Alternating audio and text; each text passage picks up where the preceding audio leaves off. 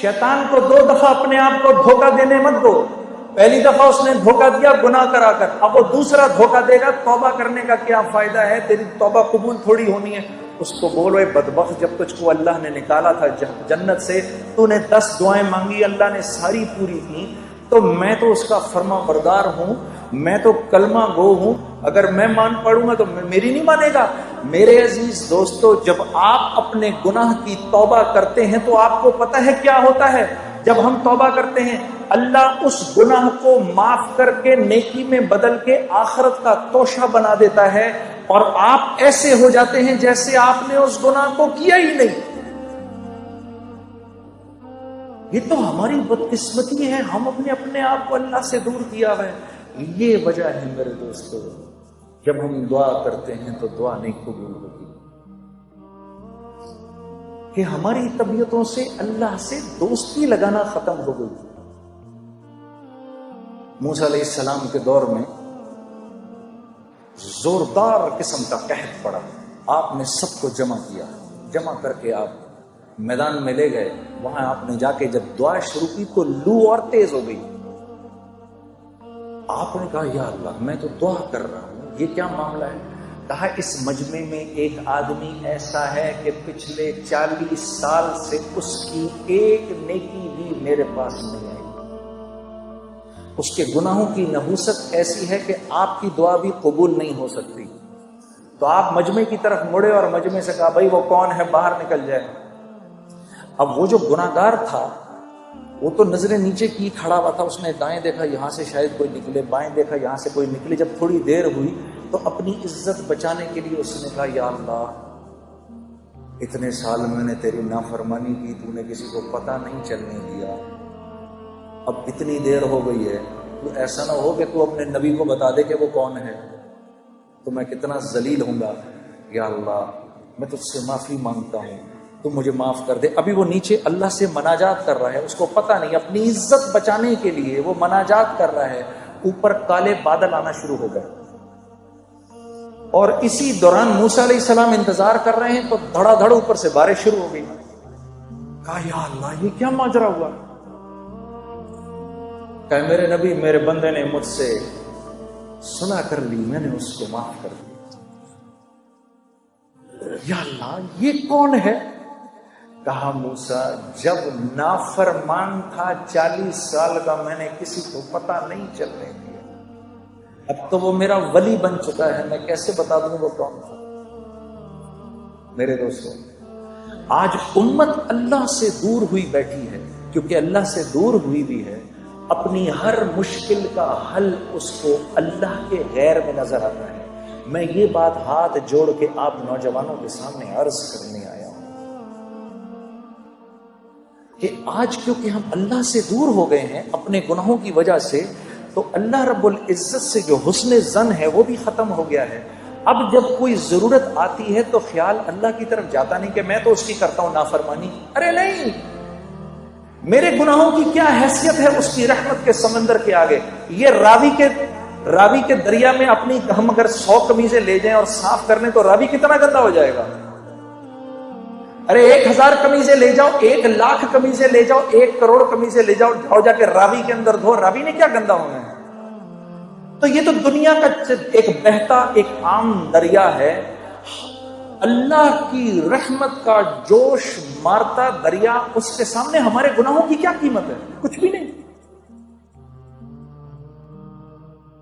بس آدمی بے غیرت نہ بنے، بے باک نہ ہو جائے کہ وہ تو غفور الرحیم ہے جو کرنا ہے کروں.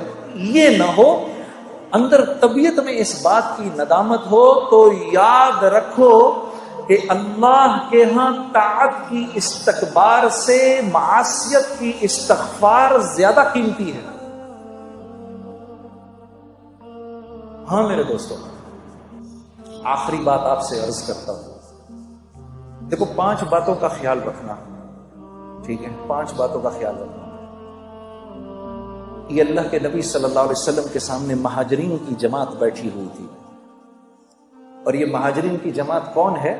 یہ سابقون الاولون تھے سارے، سیدنا ابو بکر صدیق، سیدنا عمر، سیدنا عثمان، سیدنا علی، طلحہ، زبیر، عبد الرحمن بن عوف، سعد بن ابی وقاص، سعید بن زید، رضوان اللہ علیہم اجمعین، یہ لوگ بیٹھے ہوئے تھے مسلمانوں کے اس وقت کے سابقون الاولون، جن کی قربانیاں جو تھیں اور جن کو اللہ نے دنیا میں ہی جنت کی بشارتیں دے دی تھیں، تو یہ بیٹھے ہوئے تھے آپ کے سامنے۔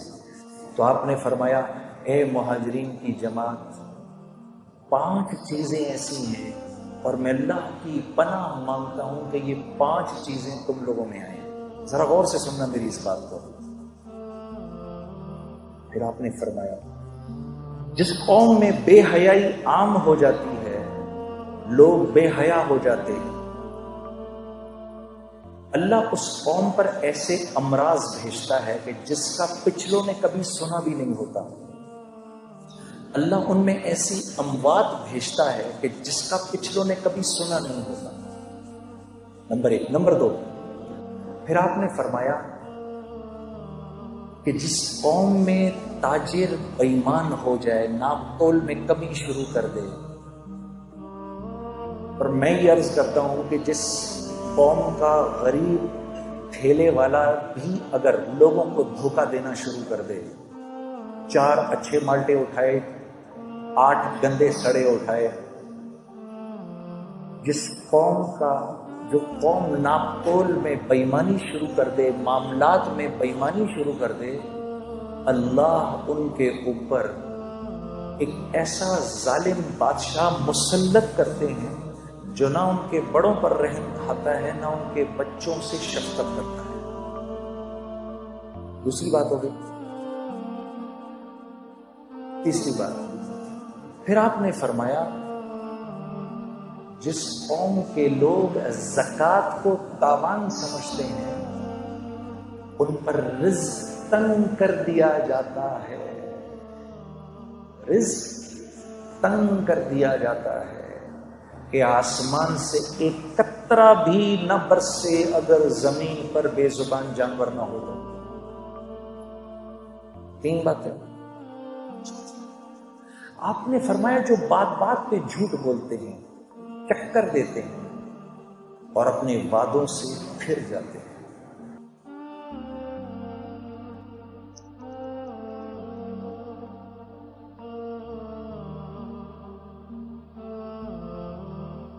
یہ گھر ہم آپ کو 50 لاکھ میں بنا کے دے دیں گے، اس کی قسطیں دیں، آپ 50 لاکھ کے مطابق قسطیں دیں۔ جب گھر دینے کی باری آئی، سر بات یہ ہے کہ وہ تو وطب کی بات تھی، خرچہ تھوڑا بڑھ گیا، اب آپ کو پوزیشن تب ملے گا جب اس کے اوپر 15 لاکھ اور دیں گے آپ۔ کیوں؟ کیونکہ اب اس گھر کی قیمت مل رہی ہے 70 لاکھ، ہم تو سر اس کے تو 70 مل رہے ہیں اس وقت، ہم تو پھر 5 چھوڑ رہے ہیں آپ کو۔ یہ میرا آنکھوں دیکھا حال ہے۔ وعدہ خلافی، وعدہ خلافی، وعدہ خلافی۔ کبھی یہ بھی تو کر کے دیکھو جنید صاحب، یہ میں کیونکہ آپ کو اگری کر گیا تھا، پہلے آپ کو زبان دے گیا تھا، 25,000 روپے مہینے پہ میں اس جگہ کی آپ کو زبان دے گیا تھا، بعد میں میرے پاس آیا ایک آدمی مجھے 28 دے رہا تھا، لیکن مجھے اللہ سے حیا آئی کہ میں آپ کو زبان دے چکا ہوں، میں آپ ہی کو دوں گا، یہ 25,000 میں یہ چابی آپ کے ہاتھ میں ہے۔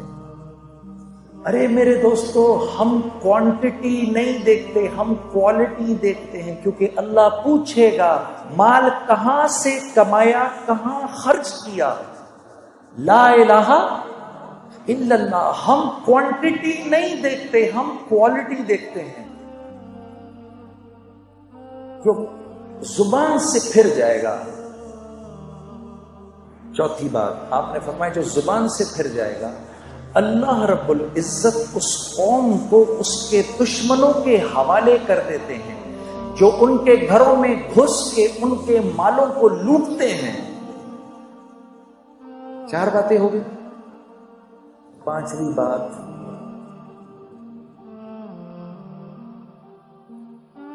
جس قوم سے عدل اٹھ جائے، جس قوم سے عدل اٹھ جائے، جہاں قانون پامال ہو،